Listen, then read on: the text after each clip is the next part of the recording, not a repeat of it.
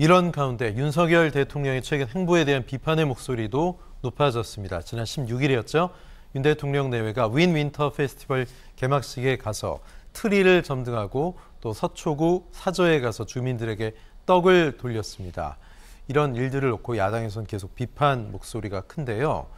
장 소장님, 윤 대통령의 행보 적절하지 못했다고 보십니까? 저는 조금 아쉬움이 많다. 유가족분들에게 상처를 주는 행동과 말을 하신 것이 아니냐라고 말씀을 드리고 싶어요.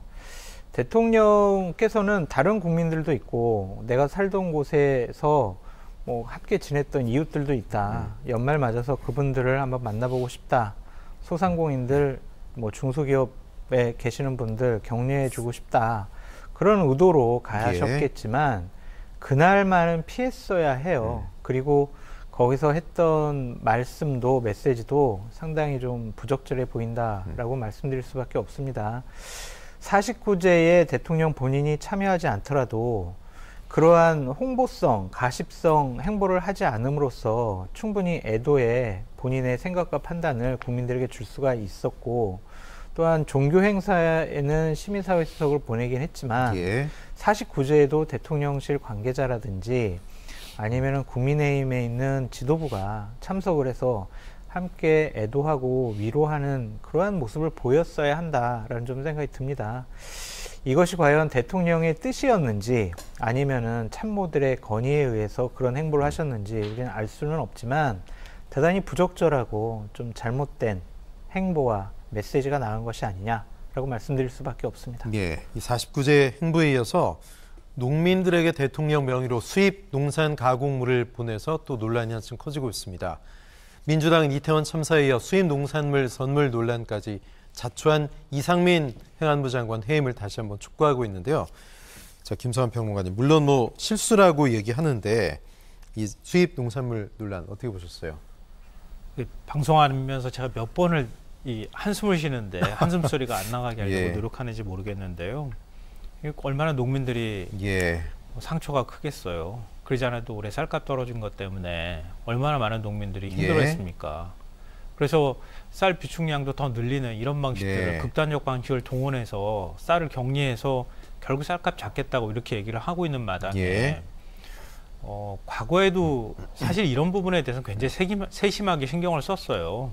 대통령 선물을 하면 하다못해 술은 영남 지역에서 빚은 거를 만약 넣는다고 하면 그러면 농산물은 쌀은 어디, 농산물은 영호남, 어디, 영호남, 충청, 강원 이런 식으로 다 지역까지도 배분하는 그런 노력들을 해왔단 말이에요. 세심하게.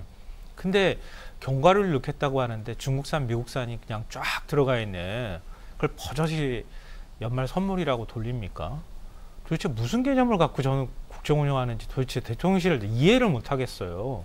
이거는 누가 가르쳐줘서 내는 게 아니라 아주 기본적인 거잖아요. 조금만 신경을 쓰면은 이런 실수가 나올 수가 없는 거죠. 그럼요. 이건 있을 수가 없는 거예요. 최소한 정치에 대한 최소한의 감각, 양심 이런 거라도 갖고 있다면 이건 이렇게 도저히 할 수 없는 것이고요. 아까 이태원 참사 49제 날 윤석열 대통령이 그렇게 했다 이렇게 얘기를 하는데요. 이건 대통령의 생각이라고밖에 저는 이해할 수가 없는데요.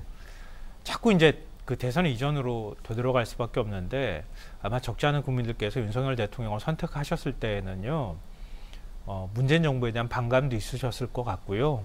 탄핵이나 탄핵 이후에 이른바 적폐청산에 대한 반감도 있으셨을 거라고 생각해요. 그러면 국민 전체를 위한 정치를 하겠습니다. 그래서 결국은 검찰총장 출신 정치 경험도 없는 사람을 대통령 만든 거 아닙니까? 근데 그랬던 대통령이 최근에 한번 어떤 행동을 하는지 보십시오. 나 아니면 나 중에서도 우리 편 중에서도 나를 지지하는 사람 아니면 다 적이에요.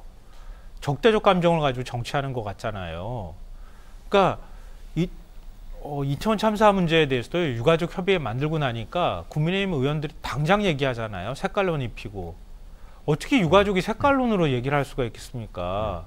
자기 자식을 잃은 부모인데 어떻게 자기 자식을 잃은 부모를 진보와 보수로 가를 수가 있겠어요. 반정부 인사와 친정부 인사를 어떻게 가를 수가 있겠습니까? 그런데 유가족 협의회 만들고 나니까 당장 그런 얘기들이 쏟아져 나와요.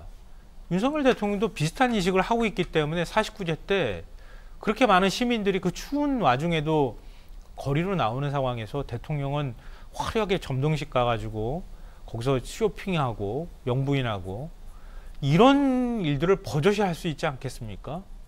그러니까 이건 단순히 노조에 관한 문제가 아니고요. 세상을 바라보는 인식에 관한 문제이자 윤석열 대통령만이 가지고 있는 아집이자 편견이라고 저는 생각해요. 이렇게 정치하면 앞으로 글쎄요. 어떤 일이 더 벌어질지 저는 좀 가늠도 안 되고 좀 걱정도 되고 무섭기도 하고 그렇습니다. 예, 대통령실의 49제 행보 좀 민심을 외면한 것이 아니냐, 아쉬운 행보가 아니었냐 이런 평들이 많이 있었는데요. 네. 그런데 이제 선물 같은 경우에는 조금 대통령실의 해명이나 행안부의 해명을 예. 우리가 좀 살펴볼 필요가 있어요. 네. 뭐 업체는 뭐 선정할 만한 업체였다 이거였죠, 원래. 그냥 예. 장애인 단체에서 그렇죠. 예. 원래 관례적으로 하던 것이었는데 자신들이 좀 꼼꼼히 살펴보지 못했다. 그러니까 원산지까지 못 챙긴 거죠. 그렇죠. 장애인 예. 단체를 좀 돕기 위한 좀 선의의 마음이었다. 이런 식으로 해명을 하고 있는데 어쨌든 그렇더라도 이것은 좀 꼼꼼하게 확인하지 못한 행안부와 대통령실의 잘못이 조금 더 크지 않느냐라고 지적하지 않을 수 없습니다. 네.